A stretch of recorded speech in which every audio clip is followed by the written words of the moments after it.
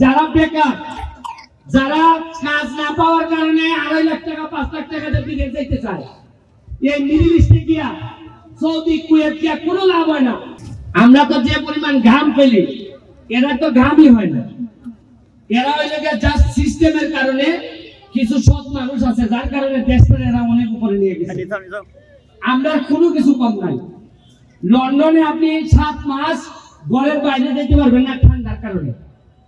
আমেরিকায় 6-7 মাস জ্যাকেট ছাড়া আপনি ঘর থেকে বেরোতে পারবেন না। আমাদের দেশটা এত সুন্দর, 24 ঘন্টায় আপনি বাইরে থাকতে পারবেন, মাত্র 3 মাস একটু বেশি ঠান্ডা থাকে। এই দেশটারে আমি দেখছি যে অনেক উপরে নিয়ে যাওয়া সম্ভব। আমি দেখেন আমার এমপি হিসাবে আমার কাজটা কি, আমার কাজ হলো এই যে ছেলেরা আছে যারা বেকার, যারা কাজ না পাওয়ার কারণে 2.5 লাখ টাকা 5 লাখ টাকা দিয়ে বিদেশ যেতে চায়, এই মিডল ইস্টে গিয়া সৌদি কুয়েত গিয়া কোনো লাভ হয় না। এই 5 লাখ 7 লাখ টাকা তুলতে তুলতে জীবন শেষ হয়ে যায়। আপনি দেখেন, চিন্তা করতে পারছেন 4 মাস আগে এই যে যতগুলা দোকান আমার সামনে দেখতেছেন, এর সামনে হইলো ওইদিকে, এইখানে যখন সুন্দর ওয়াকওয়ে হবে সবগুলা দোকানের মুখ আবার এইদিকে আসবে। এইখানে মিনিমাম আরো 50টা দোকান হবে। আর 3 কিলোমিটার জায়গা যদি আমি রাস্তা করি, তাহলে আরো অন্তত 70-80টা দোকান হবে। এর মানে আরো 70-80টা ছেলের ব্যবসার ব্যবস্থা হবে। আমি বাহির থেকে পর্যটক নিয়ে আসবো, এরা এখানে বড় হোটেল বানাবো, 5 স্টার হোটেল বানাইবো, বানাইয়া এখানের মধ্যে ভালো ভালো রেস্টুরেন্ট করবো। আমার ইচ্ছা হইলো সোনারঘাটের একটা ছেলেও 5 লাখ টাকা খরচ করে বিদেশ যাওয়া লাগতো না।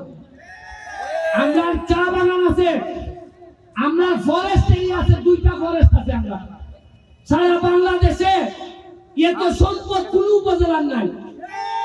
আমাদের চা বাগান, আমাদের ফরেস্ট আছে, মানে এলাকা সাতচুরি আছে, আমাদের রেমাকালেঙ্গা আছে, আমাদের খোয়াই নদী আছে, আমাদের স্থলবন্দর আছে, আমাদের রেল লাইন আছে। রেল লাইনটা যদি ঠিক করে দেয় তাতেই তো অর্থের অর্থনীতি আমাদের বেড়ে যায়।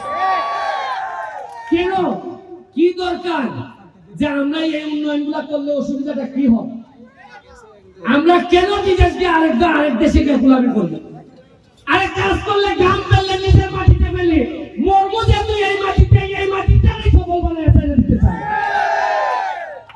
একটু কষ্ট করলে ভেদাভেদ বুঝলা চলেন, সবাই মিললা।